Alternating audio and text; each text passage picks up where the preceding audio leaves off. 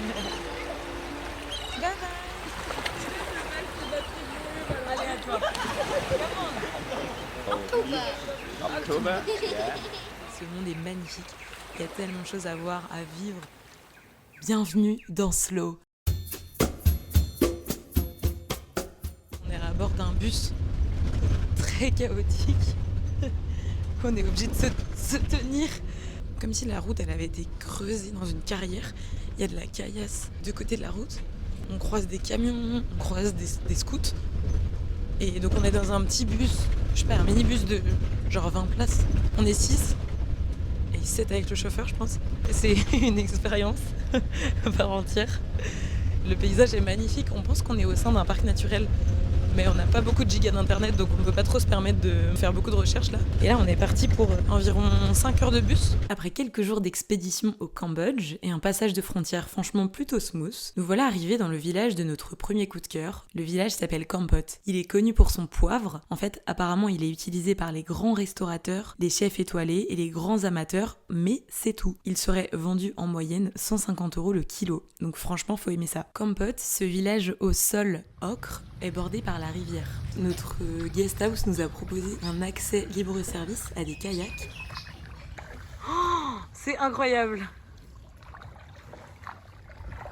À quelques kilomètres en scooter se trouve la ville de Kep, connue elle pour la pêche au crabe. On est au sein du marché au crabe de Kep. Ça sent super bon. Il y a du crabe, mais plein d'autres choses. Il y a des grandes brochettes de poissons, beaucoup de légumes, de la fumée. Hello! En fait, ils sont en train de cuisiner en direct les petits crabes. Hello! C'est génial! C'est un marché très confiné. On est collés. On peut manger au sein du marché. Là, je vois des œufs. Les œufs sont entre blanc et vert. Étonnant. Hello! Des calamars en brochette. Des sortes de mini-raies en brochette aussi. Ah, les crabes de Kep. Ils sont connus. Là, vraiment, j'ai jamais vu ça de ma vie. Des encornets énormes sur des brochettes qui sont en train de griller sur des grandes plaques, sur des barbecues. Pas le choix, on s'arrête dans un restaurant pour goûter. Parmi toutes les adresses, parfois traditionnelles, parfois très touristiques, se trouve un restaurant tout en longueur, tenu par un couple très souriant qui nous accueille avec gentillesse. What is your name? Sariam. Okay, nice to meet you. Yeah, and you? Margot. Margot, okay. Nice to meet you. And here is my own business. Yeah. And especially my wife is cooking.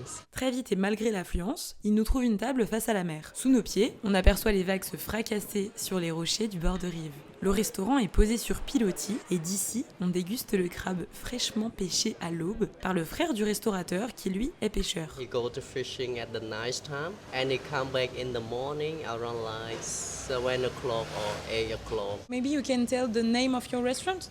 Magic crab. It means that I want to make like the real magic because like I focus on the local seafood and the fresh seafood every day. On profite de ce moment pour se raconter nos premières réflexions de voyage avec Jules et Célia, un couple de Français rencontrés la veille. Les vagues. Vous n'avez pas la vidéo, mais on se fait arroser.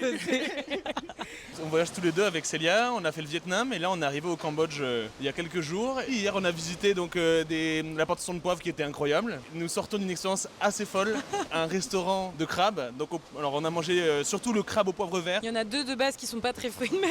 On va dire que depuis que je suis venue en Asie, c'est expérience et aventure. Bon, toi Jules, t'as vécu ta meilleure Ah non vie. mais moi je pleure sur le poulet comme on dit chez moi.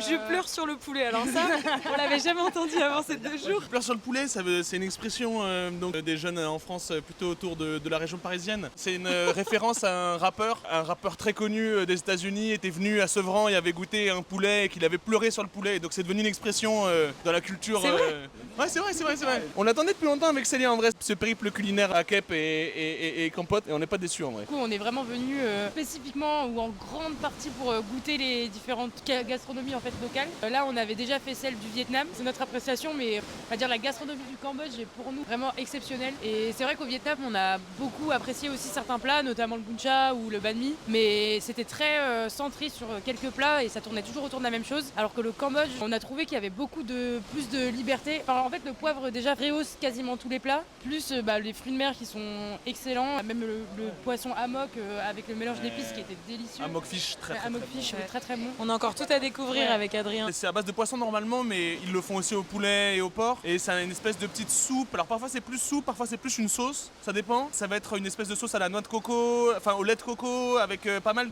d'épices un peu style curry. Enfin un mélange d'épices assez sympa, très doux.